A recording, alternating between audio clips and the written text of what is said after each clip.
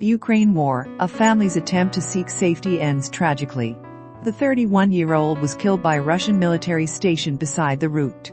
Their 6-year-old kid and an elderly family friend who was with them escaped, but she was injured and remains in the hospital.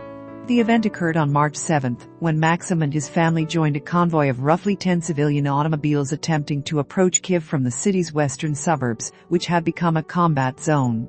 Maksim's automobile was the third in a convoy of roughly 50 individuals, including other youngsters. Maksim's body was left on the highway after the shooting, while Ksenia's was left in the automobile. Russian troops urged Maksim's son and his friend's mother to walk back down the road. They also set fire to the automobiles, Sergei claims. A team of BBC journalists who went to the same stretch of road spotted numerous charred automobiles and dead. Subscribe and support Hind News.